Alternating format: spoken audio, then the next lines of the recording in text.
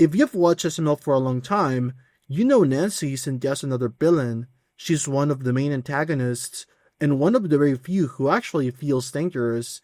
Not cartoon evil, not funny evil, real, uncomfortable evil. The kind that changes the tone of the entire story the moment she shows up. And the reason Nancy works so well as a villain is simple. Her goal is clear, consistent, and never changes.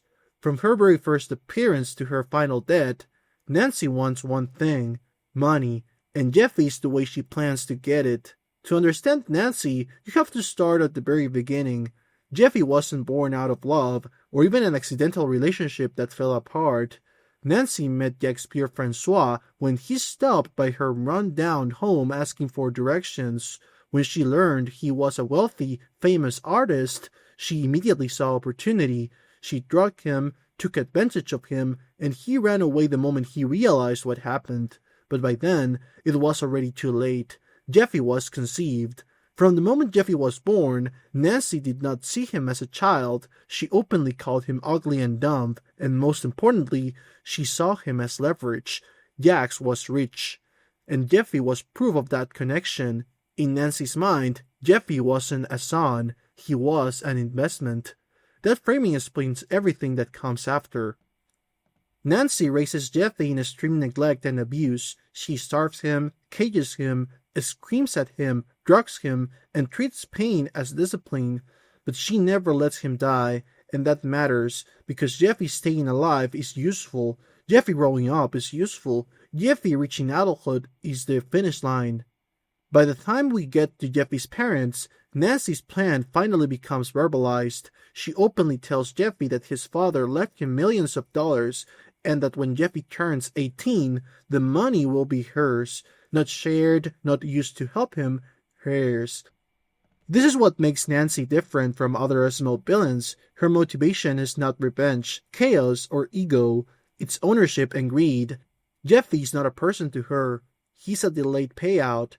And when that plan is interrupted, Nancy adapts. She doesn't reflect, she doesn't soften, she escalates. In Jeffy's 17th birthday, you see the cracks in her competence. She breaks out of prison too early because she miscounts the date, and that is not just a joke. It shows how Nancy operates. She obsesses over the goal but rushes the execution. She is impulsive, emotional, and reckless, even when she's trying to plan long term. But by Jeffy's 18th birthday, Nancy has refined her strategy. She doesn't just want Jeffy, she wants leverage.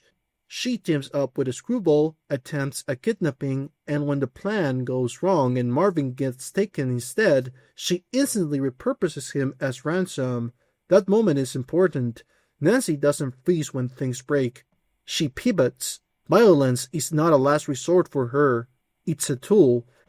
And then comes the most honest scene she ever has. In the van, alone with Jeffy, she drops every mask. She tells him she never loved him. She calls him an accident. She threatens to kill him after she gets what she wants.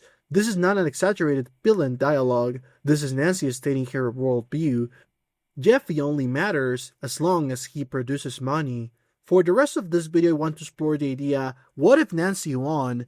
But when we talk about Nancy winning, we have to be precise. Nancy winning does not necessarily mean a happy ending for her.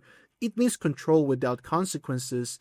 Legally, Nancy could never win cleanly. By Jeffy's 18th birthday, she doesn't have custody. She's a known criminal. The inheritance was never going to be handed to her in a courtroom. That's why every version of her plan turns criminal. Kidnapping, extortion, murder. Those are the only routes she has left. If Nancy had successfully escaped with Jeffy, her realistic endgame would not be erasing him. It would be forcing him to access money, threatening anyone around him, and eventually eliminating him once he becomes a liability. Her behavior already proves this. She tries to kill him. She threatens to bury him.